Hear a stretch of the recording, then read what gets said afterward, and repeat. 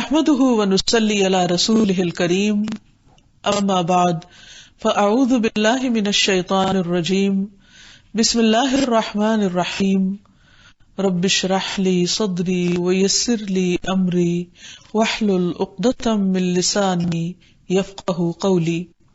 ناظرین، پروگرام اللہ کے خوبصورت نام کے ساتھ آپ کی خدمت میں حاضر ہیں۔ آج ہم انشاءاللہ اللہ سبحانہ وتعالی کے نام البر پر بات کریں گے۔ البر، نیکی کرنے والا، احسان کرنے والا۔ حقیقت یہ ہے کہ اللہ سبحانہ وتعالی اپنے بندوں کے ساتھ ہر طرح کی نیکی اور احسان کرنے والا ہے، جس کا کوئی انسان تصور بھی کر سکتا ہو۔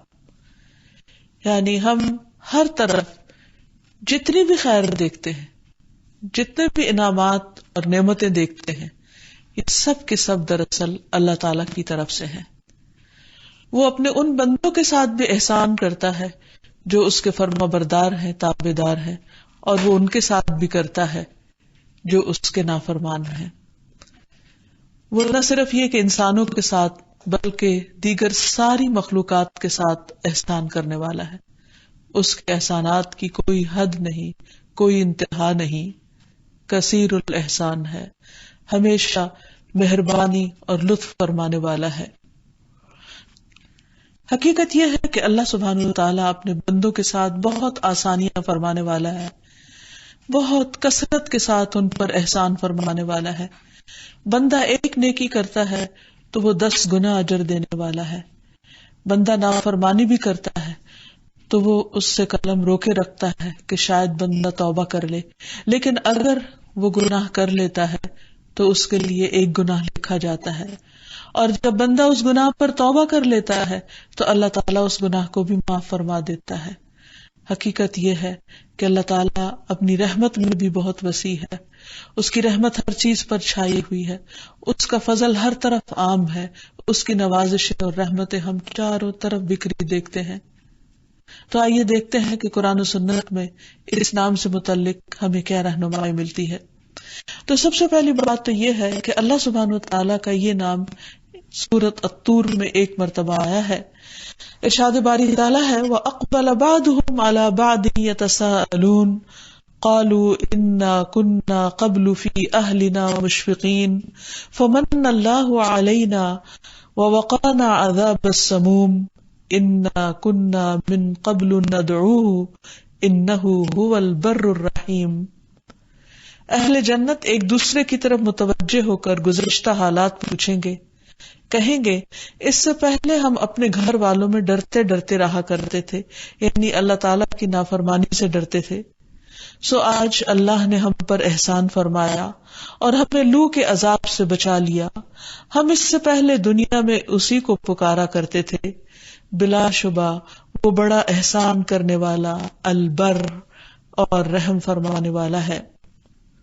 یعنی قیامت کے دن بندے جب اللہ تعالیٰ کے انعامات کو دیکھیں گے تو اس وقت انہیں اللہ تعالیٰ کا یہ نام بے اختیار یاد آ جائے گا کہ یہ سب کچھ دراصل ہمارے رب ہی کا فضل ہے، ہماری کوششیں تو کچھ بھی نہیں، کیونکہ جو بھی کوششیں تھی ہم ان کو کم سمجھتے تھے، اسی لیے ڈرتے رہتے تھے۔ حقیقت یہ ہے کہ اللہ تعالیٰ اپنے بندوں کو اپنے بے پناہ فضل سے نوازنے والا ہے، خواہ دنیا ہو یا آخرت۔ فرمایا ذَلِكَ فَضْلُ اللَّهِ يُؤْتِيهِ مَن يَشَاءُ وَاللَّهُ ذُو الْفَضْلِ الْعَظِيمِ۔ یہ اللہ کا فضل ہے اور وہ اسے اس کو دیتا ہے جسے وہ چاہتا ہے، یعنی اس کی مہربانیاں اس کے اپنے فیصلے ہیں کہ جس کے لیے چاہے کرے، اور اللہ بہت بڑے فضل والا ہے، یعنی اس کے فضل کی کوئی حد اور انتہا نہیں۔ پھر اپنے فضل سے بہت زیادہ عطا بھی کرتا ہے۔ فرمایا وَيَسْتَجِيبُ الَّذِينَ آمَنُوا وَعَمِلُوا الصَّالِحَاتِ وَيَزِيدُهُم مِّن فَضْلِهِ وَالْكَافِرُونَ لَهُمْ عَذَابٌ شَدِيدٌ۔ اور جو لوگ ایمان لائیں اور نیک عمل کریں وہ ان کی دعا قبول کرتا ہے۔ ہر انسان کو یہ شوق ہوتا ہے کہ وہ مستجاب الدعوات ہو، وہ ان لوگوں میں شامل ہو جائے کہ جن کی دعائیں قبول ہوتی ہیں۔ تو یہاں اس کا راز بھی ایک طرف بتا دیا گیا کہ اللہ تعالیٰ اپنے اپنے فضل کے ساتھ ایسے لوگوں کی دعائیں قبول فرماتا ہے جو ایمان لا کر نیک عمل کرتے ہیں. الذین آمنوا وعملوا الصالحات ویزیدہم من فضلہ، اور اپنے فضل سے اور زیادہ بھی عطا کرتا ہے، یعنی صرف اتنا نہیں دیتا جس کی وہ دعا مانگتے ہیں، کیونکہ بعض اوقات انسان کو خود بھی پتہ نہیں ہوتا کہ اسے اپنے لیے کیا مانگنا چاہیے. وہ ایک چیز مانگ رہا ہوتا ہے لیکن اس کا رب دیکھتا ہے کہ اس بندے کو دوسری چیز کی اس سے بھی کہیں زیادہ ضرورت ہے، لہٰذا وہ پہلی چیز کی بجائے دوسری چیز عطا کر دیتا ہے جو بندے نے مانگی نہیں ہوتی لیکن وہ بندے کی ضرورت ہوتی ہے. تو یہی دراصل اس کا فضل ہے. والکافرون لہم عذاب شدید، اور کافروں کے لیے شدید عذاب ہے، یعنی جو نہ دعا کریں، نہ ایمان لائیں، نہ نیک عمل کریں اور نہ اللہ کے آگے گڑ گڑائیں، پھر ایسے لوگ دراصل خود کو خود ہی محروم کرنے والے ہیں. پھر اسی طرح اللہ تعالیٰ اپنے بندوں پر خرچ کرنے والا ہے. رسول اللہ صلی اللہ علیہ وسلم نے فرمایا، اللہ تعالیٰ فرماتے ہیں، یا ابن آدم، اے آدم کے بچے، اے آدم کے بیٹے، انفق، خرچ کرو، انفق علیک، میں تجھ پر خرچ کروں گا، یعنی تم دوسروں کو دینے والے بنو، تمہیں میں دوں گا. یعنی دینے سے کبھی مال کم نہیں ہوتا، نعمتیں ختم نہیں ہوتی، بلکہ یہ کسی بھی نعمت کے شکر کی ادائیگی کا ایک طریقہ ہے کہ انسان اللہ کے دیے ہوئے میں سے دوسروں پر خرچ کرتا رہے.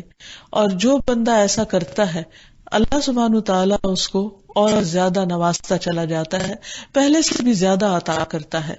کیونکہ ایک مرتبہ نبی صلی اللہ علیہ وسلم نے قسم کھا کر یہ بات فرمائی تھی کہ صدقہ کرنے سے مال کم نہیں ہوتا. اور حقیقت یہ ہے کہ ایک تجربے کی بات ہے، آپ بھی کر کے دیکھیے کہ اگر آپ چاہتے ہیں کہ کسی نعمت میں اضافہ ہو تو اس نعمت کو دوسروں کے ساتھ شیئر کیجیے.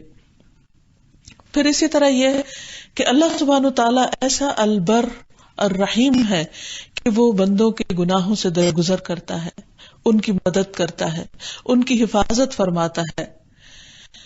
قرآن مجید میں آتا ہے، ان عبادی لیس لک علیہم سلطان، بے شک میرے بندے، ان پر تیرا کوئی زور نہیں چلے گا.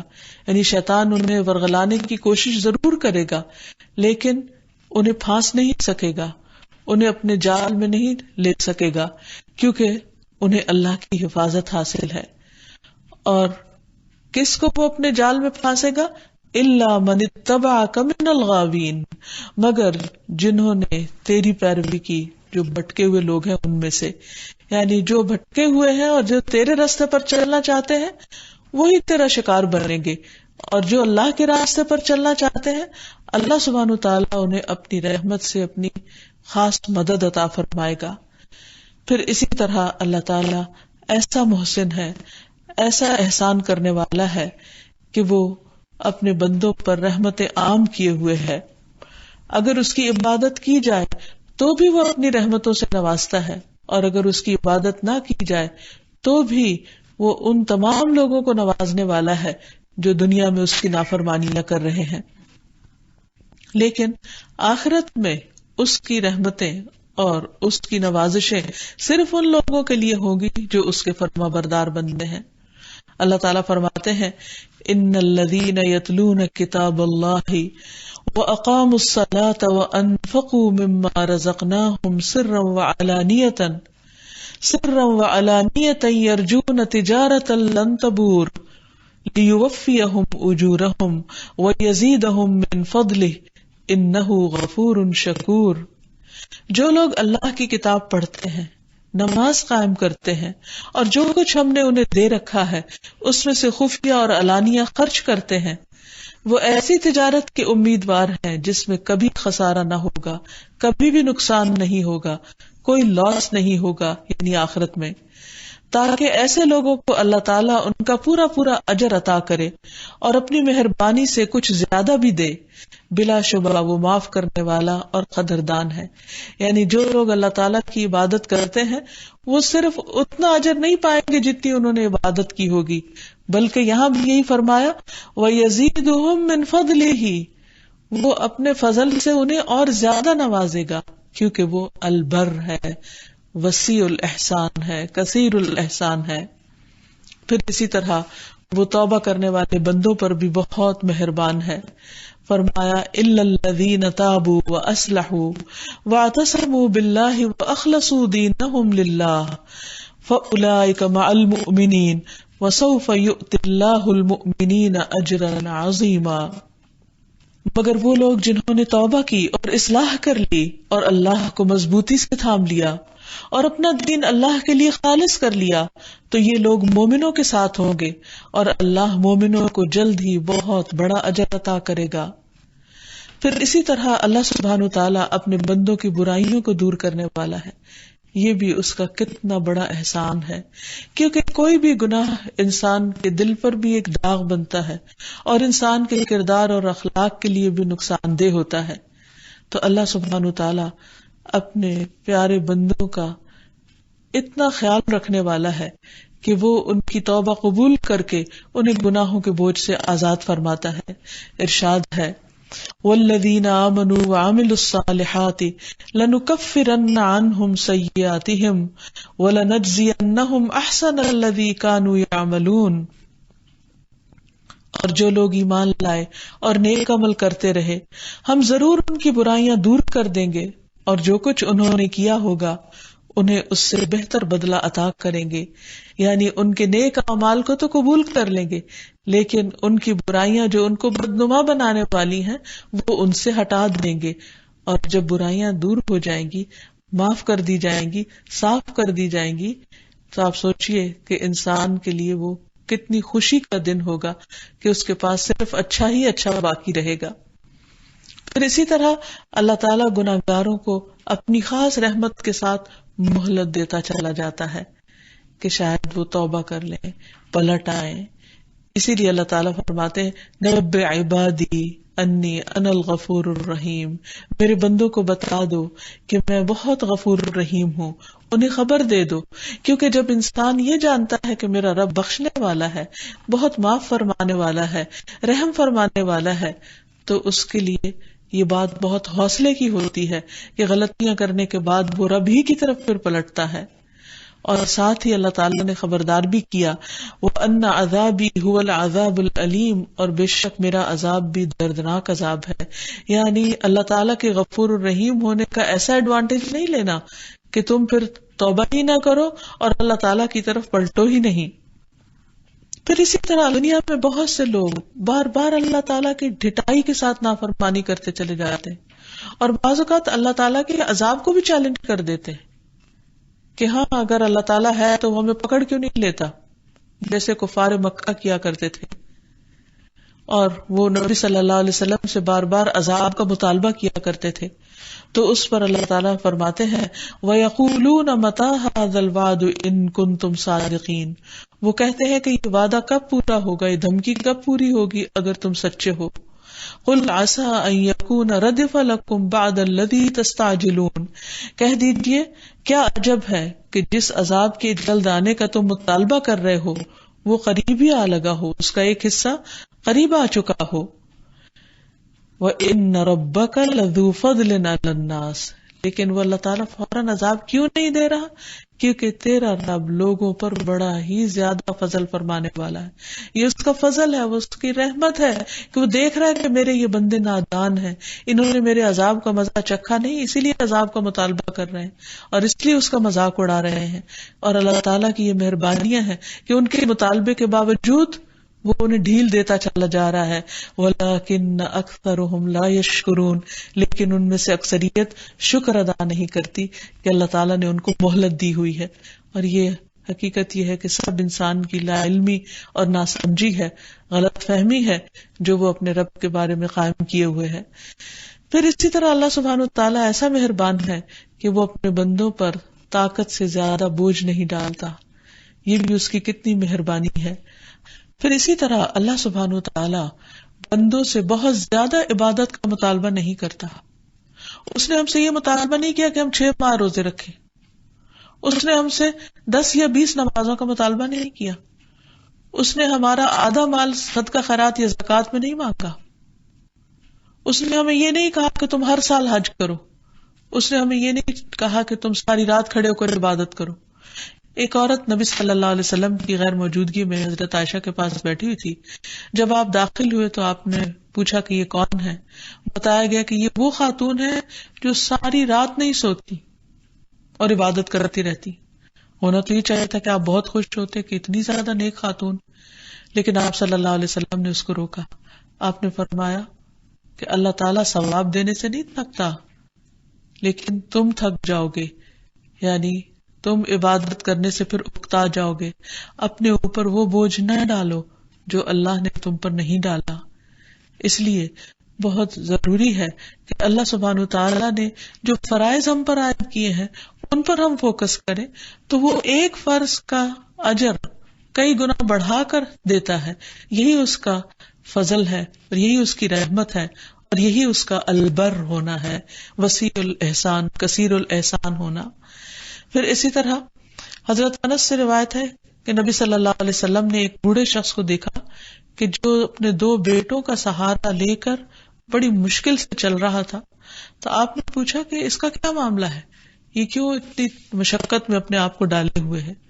تو لوگوں نے بتایا کہ اس نے کعبہ تک پیدل چل کر جانے کی منت مانی ہے. آپ نے فرمایا کہ اللہ تعالیٰ اس سے بے نیاز ہے کہ یہ اپنے آپ کو تکلیف میں ڈالے.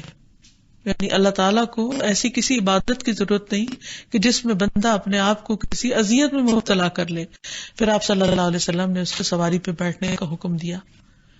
تو یہ بھی اللہ تعالیٰ کی کتنی بڑی رحمت ہے کہ اس نے ہمارے دین میں عبادت کے ایسے طریقے نہیں رکھے کہ جس سے انسانوں کو اذیت ہو.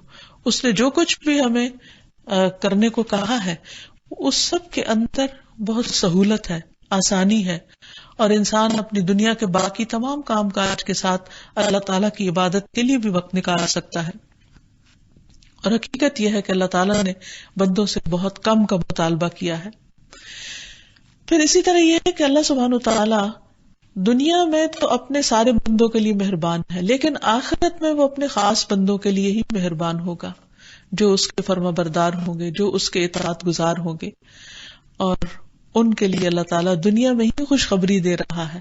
مثلا ایک جگہ پر فرمایا وَبَشِّرِ الْمُؤْمِنِينَ بِأَنَّ لَهُم مِّنَ اللَّهِ فَضْلًا كَبِيرًا، اور مومنوں کو خوشخبری دے دو کہ ان کے لیے اللہ کی طرف سے بہت بڑا فضل ہے.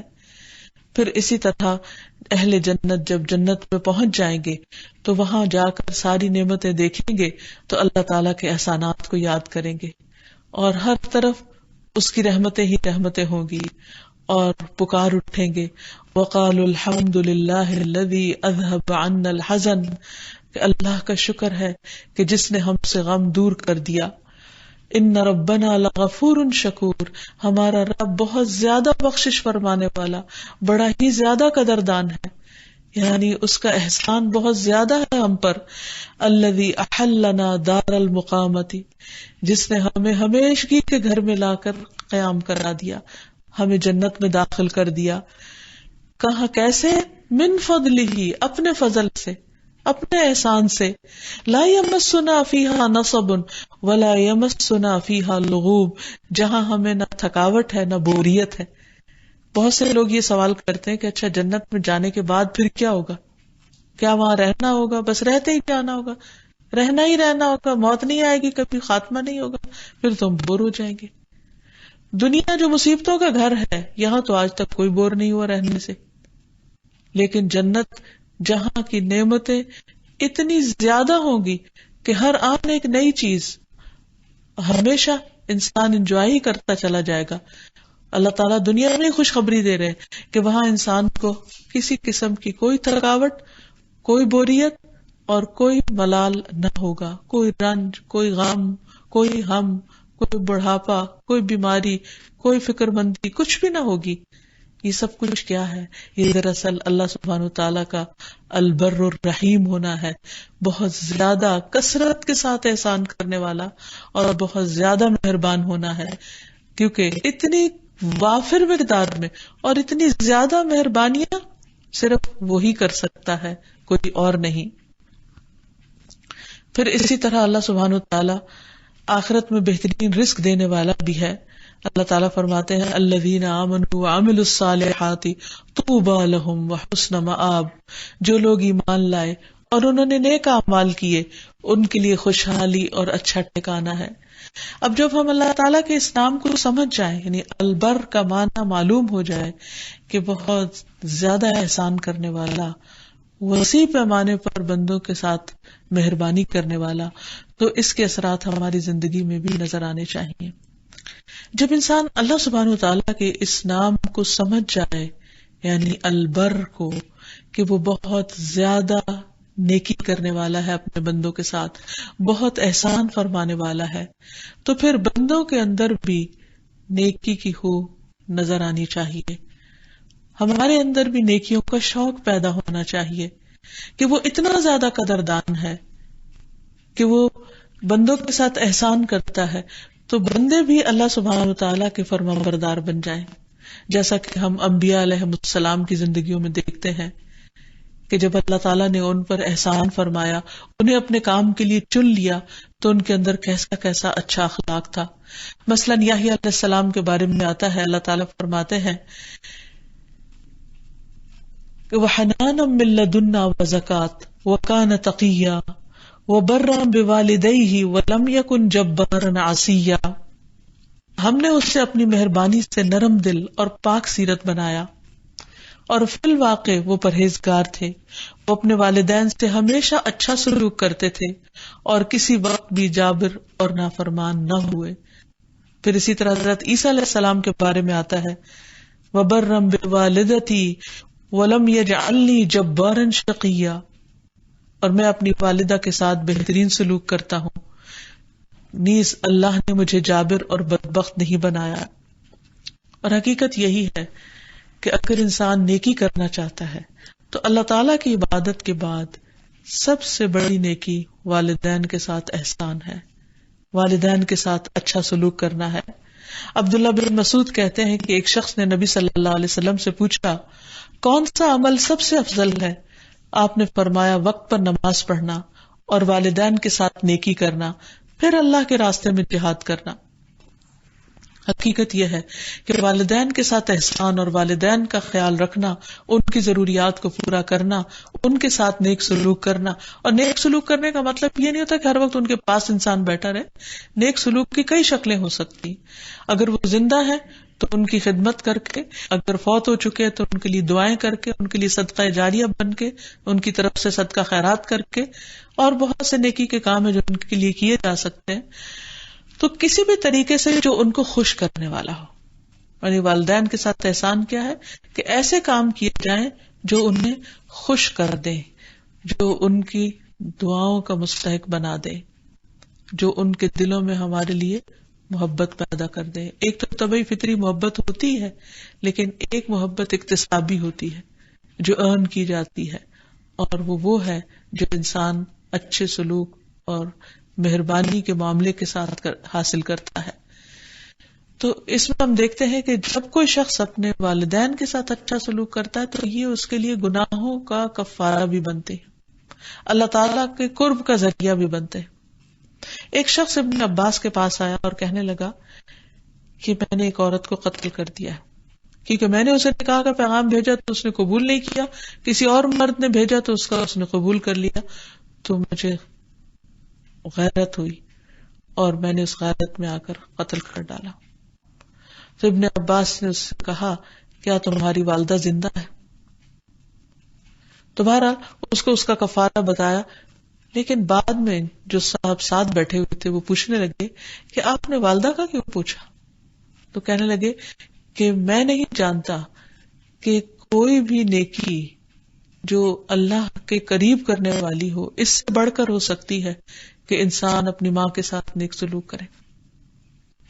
یعنی اگر کوئی شخص کبیرہ گناہ کا بھی ارتکاب کر لیتا ہے اور پھر چاہتا ہے کہ اللہ تعالیٰ اس کو معاف کر دے، تو توبہ کرنے کے بعد جو نیکیاں کرنی ہوگی وہ نماز اور صدقہ خیرات اور جو کفارہ مقرر ہے کسی بھی گناہ کا وہ ادا کرنے کے بعد اللہ تعالیٰ کو راضی کرنے کا طریقہ کیا ہے؟ والدین کی خدمت اور ان کو خوش کر دینا، اور اس میں سے بھی خصوصاً ماں کو خوش کرنا. کیونکہ والدین کے ساتھ نیکی نہ صرف یہ کہ دنیا میں انسان کے لیے بھلائی کا ذریعہ ہے بلکہ جنت میں لے جانے والی ہے. حضرت عائشہ کہتی ہے کہ رسول اللہ صلی اللہ علیہ وسلم نے فرمایا کہ میں جنت میں داخل ہوا تو وہاں قرآن مجید کی تلاوت کی آواز سنائی دی. میں نے پوچھا کہ یہ کون ہے؟ مجھے بتایا گیا کہ یہ حارثہ بن نعمان ہے. رسول اللہ صلی اللہ علیہ وسلم نے ان سے کہا یہی نیکی ہے، یہی نیکی ہے. اور حارثہ بن نعمان اپنی والدہ کے ساتھ بہت زیادہ حسن سلوک کرنے والے تھے. تو نبی صلی اللہ علیہ وسلم نے ان کو ایک طرح سے جنت میں دیکھا، یعنی ان کے جنت میں داخلے کی وجہ کیا تھی؟ ان کی والدہ کے ساتھ نیکی، حسن سلوک. تو اللہ سبحانہ وتعالیٰ اگر ہم پر مہربان ہے تو ہمیں اس کی مخلوق کے ساتھ مہربان ہونا چاہیے، اور اس کی مخلوق میں سے بھی وہ جو ہم پر سب سے زیادہ مہربان رہی ہو. اور وہ کون ہے؟ ایک ماں. کیونکہ انسانی رشتوں میں سے سب سے زیادہ جو رشتہ انسان کے لیے مہربان ہو سکتا ہے، فکر مند ہو سکتا ہے، خیر خواہ ہو سکتا ہے، وہ ماں کا رشتہ ہوتا ہے. پھر اسی طرح ماں کے ساتھ ساتھ باپ کا بھی بہت بڑا حق ہے، کیونکہ وہ خرچ کرتا ہے، بہت سی ضروریات پوری کرتا ہے، بہت سے فائدے پہنچاتا ہے. تو ان کے اوپر بھی احسان کرنا چاہیے. اور اس میں صرف یہ نہیں کہ وہ جب زندہ ہوں تو تب، وفات کے بعد بھی. اور اس سلسلے میں حضرت ابن عمر کا طرز عمل ہمارے لیے ایک بہت اچھا نمونہ ہے. ایک مرتبہ وہ مکہ جا رہے تھے تو راستے میں انہوں نے اونٹ کے ساتھ ساتھ اپنا ایک گدھا بھی رکھا ہوا تھا اور عمامہ بھی پہنتے تھے. تو راستے میں ایک دیہاتی ان کو ملا، تو انہوں نے ان سے بات چیت کرنے کے بعد اپنا گدھا بھی ان کو دے دیا اور عمامہ بھی دے دیا. تو ان کے ساتھی نے کہا کہ یہ کون شخص تھے ایک اجنبی سے جن کے اوپر آپ نے اتنی مہربانی کر دی؟ تو کہنے لگے کہ یہ میرے والد کے دوستوں میں سے تھے، یعنی حضرت عمر کے دوستوں میں سے تھے. تو نبی صلی اللہ علیہ وسلم نے فرمایا ہے کہ نیکیوں میں سب سے بڑی نیکی آدمی کا اپنے باپ کی وفات کے بعد اس کے دوستوں کے ساتھ اچھا سلوک کرنا ہے. اور اس دیہاتی کا باپ عمر کا دوست تھا رضی اللہ عنہ. تو یہ ہے ہمارا دین، اور یہ ہے احسان کا وہ وسیع کانسیپٹ جو ہمیں سکھایا گیا ہے. والدین کے ساتھ حسن سلوک کرنے کے بعد ہمارے بہترین سلوک کے مستحق ہمارے رشتہ دار ہیں. نبی صلی اللہ علیہ وسلم سے ایک مرتبہ پوچھا گیا کہ میں سب سے زیادہ اچھا سلوک کس سے کروں؟ آپ نے 3 دفعہ والدہ کے بارے میں فرمایا، 4تھی دفعہ والد کے بارے میں، اور پھر دیگر رشتہ داروں کے بارے میں. تو گویا والدین کے فوراً بعد دوسرے رشتہ داروں کا ذکر آتا ہے. رسول اللہ صلی اللہ علیہ وسلم نے فرمایا مسکین پر صدقہ کرنے کا ثواب 1 گناہ ہے، اور رشتہ دار پر صدقہ کرنے کا ثواب 2 گناہ ہے، ایک صدقے کا اور دوسرا رشتہ داری نبھانے کا. پھر اسی طرح یہ ہے کہ یہ تو انسانی رشتوں میں حسن سلوک کی بات ہے، لیکن ہمیں نیکی کی ہر قسم کے ساتھ رغبت ہونی چاہیے، کیونکہ اللہ سبحانہ وتعالیٰ ہر قسم کا احسان اپنے بندوں پر کرتا ہے. وہ بندوں کو نوازتا بھی ہے، بندوں کے لیے آسانیاں بھی پیدا کرتا ہے، بندوں کی وہ ضروریات بھی پوری کرتا ہے جو بندوں کو خود بھی نہیں پتا. تو ہمیں بھی نیکی کے کسی موقع کو ہاتھ سے نہیں جانے دینا چاہیے. تو اس سلسلے میں قرآن مجید کی ایک بہت جامع آیت ہے جسے آیت البر کہا جاتا ہے، جس میں نیکی کی اقسام بتائی گئی ہیں. اللہ تعالیٰ فرماتے ہیں نیکی یہی نہیں کہ تم اپنا رخ مشرق یا مغرب کی طرف پھیر لو، بلکہ اصل نیکی یہ ہے کہ کوئی شخص اللہ پر، آخرت کے دن پر، فرشتوں پر، کتابوں پر، نبیوں پر ایمان لائے اور اللہ سے محبت کی خاطر اپنا مال رشتہ داروں، یتیموں، مسکینوں، مسافروں، سوال کرنے والوں اور غلامی سے نجات دلانے کے لیے دے، نماز قائم کرے اور زکوٰۃ ادا کرے. نیز نیک وہ لوگ ہیں کہ جب عہد کریں تو اسے پورا کریں، اور بدحالی، مصیبت اور جنگ کے دوران صبر کریں. ایسے ہی لوگ راست باز ہیں اور یہی لوگ دراصل متقی ہیں. قرآن مجید کی اس آیت کے علاوہ حدیث سے بھی ہمیں نیکی کے کاموں کی تفصیل کے بارے میں پتہ چلتا ہے. عبداللہ بن عمر بیان کرتے ہیں کہ ایک آدمی نبی صلی اللہ علیہ وسلم کے پاس آیا اور کہا کہ اللہ کے رسول صلی اللہ علیہ وسلم، کون سے لوگ اللہ تعالیٰ کو زیادہ پیارے ہیں، کون لوگ زیادہ محبوب ہیں، اور کون سے اعمال اللہ تعالیٰ کو زیادہ پسندیدہ ہیں؟ رسول اللہ صلی اللہ علیہ وسلم نے فرمایا وہ لوگ اللہ تعالیٰ کو زیادہ محبوب ہیں جو دوسرے لوگوں کے لیے سب سے زیادہ فائدہ مند ہوں. اب اس معیار پر اپنے آپ کو پرکھ لیجئے کہ آپ دوسروں کو کتنا فائدہ دینے والے ہیں اور کس کس کو دینے والے ہیں. ایک دن کا جائزہ آپ لے سکتے ہیں, ایک ہفتے کا لے سکتے ہیں, ایک مہینے اور ایک سال کا لے سکتے ہیں کہ اس عرصے میں آپ نے کتنے لوگوں کو بینیفٹ کیا, کتنے لوگوں کا بھلا کیا. اور اللہ تعالیٰ کو سب سے زیادہ پسندیدہ اعمال یہ ہے کہ مسلمان اپنے بھائی کو خوش کر دے, اس سے کسی تکلیف کو دور کرے, اس کا قرضہ ادا کر دے, اسے کھانا کھلا دے. اور فرمایا مجھے اپنے کسی بھائی کی ضرورت پوری کرنے کے لیے اس کے ساتھ چلنا اس مسجد نبوی میں 1 ماہ کے اعتکاف سے زیادہ محبوب ہے. پھر اسی طرح نیکی کے اور بھی بہت سارے کام ہیں. بعض اوقات انسان بڑی بڑی نیکیوں کے پیچھے بھاگتا ہے کہ مثلاً حج پر جائے یا عمرہ کرے یا کسی کے ساتھ کو بہت بڑا احسان کرے, لیکن بعض اوقات چاہنے کے باوجود ایسے مواقع نہیں آتے. تو اس صورت میں انسان کو چھوٹی چھوٹی نیکیاں کرتے چلے جانا چاہیے. ہر طرح کے کام میں دلچسپی رکھنی چاہیے, یعنی کسی چھوٹے سے کام کو بھی حقیر نہیں سمجھنا چاہیے جو نیکی کا مل رہا ہو. حدیث میں آتا ہے کہ لا تحتقرن من المعروف شیئا ولو ان تلقى اخاك بوجه طلق. نیکی کے کسی کام کو حقیر مت جانو, خواہ تمہارا اپنے بھائی کو خندہ پیشانی سے ملنا ہی کیوں نہ ہو. پھر اسی طرح گھر والوں کے ساتھ نیک بھلائی کرنا. نبی صلی اللہ علیہ وسلم نے فرمایا ہر وہ بھلا کام جو تم اپنے گھر والوں کے ساتھ کرو وہ ان پر صدقہ ہے. پھر گھر والوں پر خرچ کرنا. پھر اسی طرح ان کو پانی پلانا, خواہ پانی کا ایک گھونٹ ہی کیوں نہ ہو. اور خصوصاً اپنی بیوی کو پانی پلانا, اس کو بھی صدقہ قرار دیا گیا, اس کو بھی نیکی کا موقع بتایا گیا. ارباز بن ساریہ کہتے ہیں کہ رسول اللہ صلی اللہ علیہ وسلم نے فرمایا جب آدمی اپنی بیوی کو پانی پلاتا ہے تو اسے اجر دیا جاتا ہے. تو وہ کہتے ہیں کہ یہ حدیث سن کر میں اٹھا اور اپنی بیوی کو پانی پلایا اور اسے بھی یہ حدیث سنائی. پھر اسی طرح کھانا کھلانا جنت میں لے جانے والے کاموں میں سے ایک کام ہے.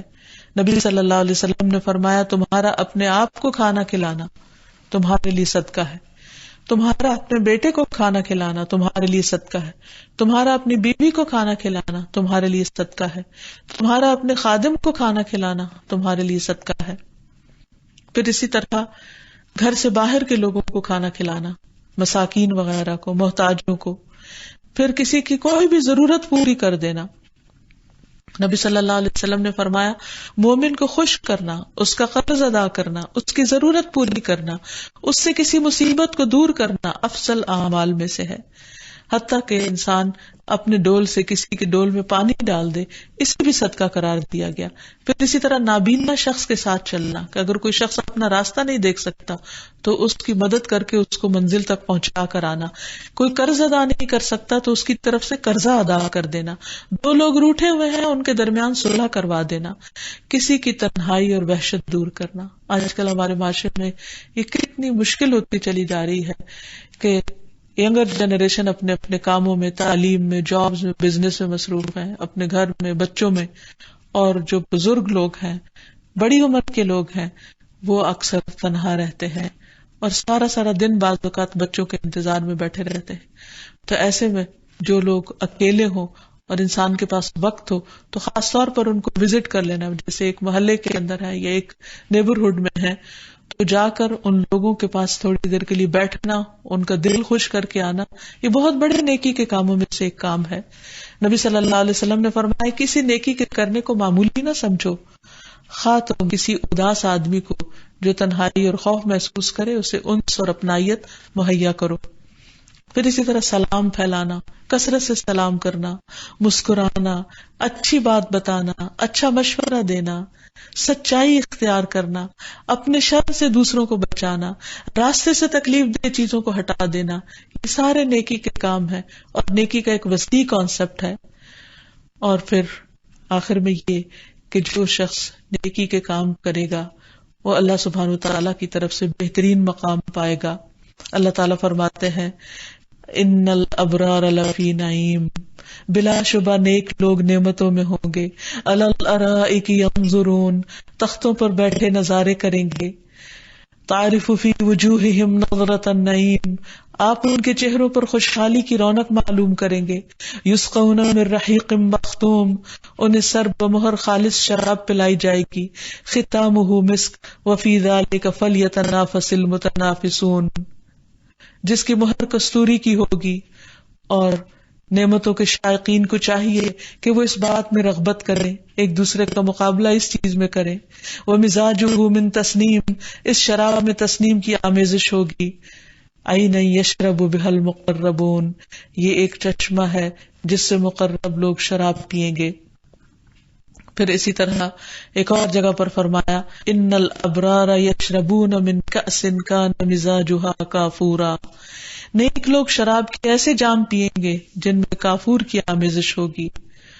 اور پھر یہ کہ انسان اپنی پسندیدہ چیز اللہ کے راستے میں جب خرچ کرتا ہے تو نیکی کے کمال کو پہنچ جاتا ہے. لن تنالوا البر حتى تنفقوا مما تحبون.